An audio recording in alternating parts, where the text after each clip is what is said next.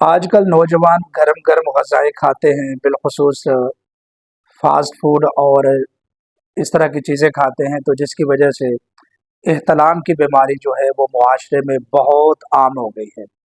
تو آپ نے بھی اسی حوالے سے اس کا روحانی علاج پوچھا ہے، تو میں آپ کو دو چیزیں بتاؤں گا کہ جس کی وجہ سے انشاءاللہ العزیز یہ جو احتلام ہوتا ہے یہ ختم ہو جائے گا۔ ویڈیو ریکارڈ بھی ہو رہی ہے، جو لوگ اس ویڈیو کو دیکھیں وہ بھی توجہ سے سماعت فرما لیں۔ سب سے پہلی بات یہ ہے کہ نوجوانوں کو میں سونے کا طریقہ بتاؤں گا کہ کس طریقے سے سوئیں تو احتلام کی بیماری سے بچا جا سکتا ہے۔ سب سے پہلی بات یہ ہے کہ آپ نے دائیں کروٹ پر سونا ہے ہمیشہ، یعنی سنت کے مطابق۔ یاد رکھیں کہ آپ کو دو حالتوں میں احتلام زیادہ ہوتا ہے۔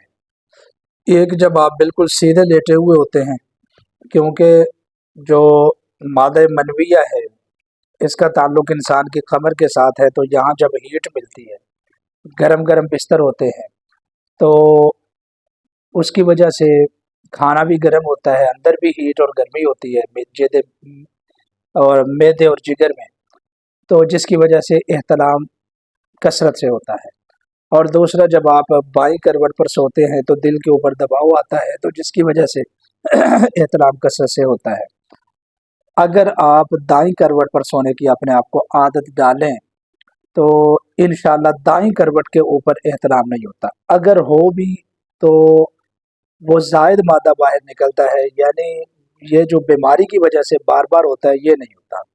تو سب سے پہلی بات یہ ہے کہ آپ جو ہے نا دائیں کروٹ پر سونے کی عادت ڈالیں اپنے آپ کو، انشاءاللہ احتلام نہیں ہوگا۔ اور دوسری بات یہ ہے کہ اللہ تعالیٰ کا نام ہے یا مانع، یا مانع، یا مانع۔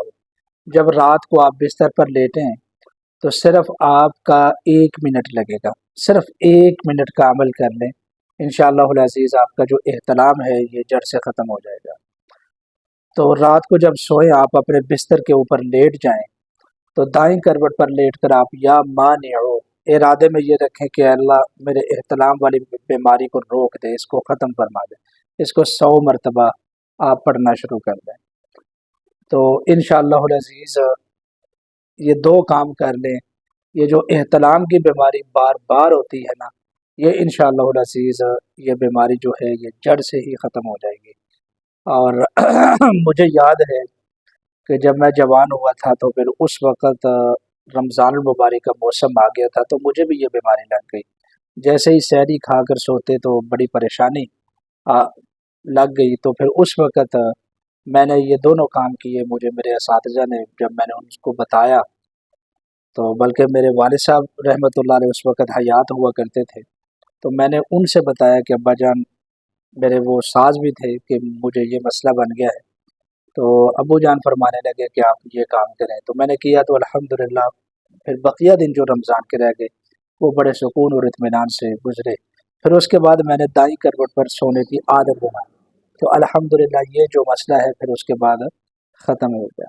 اور تیسری بات یہ ہے کہ اپنے دماغ کو بھی صاف رکھیں، نماز کی پابندی کیا کریں۔ غلط خیالات اور منفی سوچ کا بھی، غلط خیالوں کا بھی یہ نتیجہ ہے، شیطانی خیالوں کا بھی یہ نتیجہ ہے۔ جب آپ لڑکیوں کی ویڈیوز اور ان کی تصویریں بار بار دیکھیں گے تو ظاہر سی بات ہے کہ پھر انسان کو شہوت آتی ہے، تو پھر اسی طریقے سے سو جاتا ہے، تو پھر شیطان کو موقع ملتا ہے کہ وہ رات کو خواب میں آ کر آپ کو پریشان کرے، تو پھر یہ بھی چانس ہوتا ہے احتلام کو جو ہے نا بڑھانے کا۔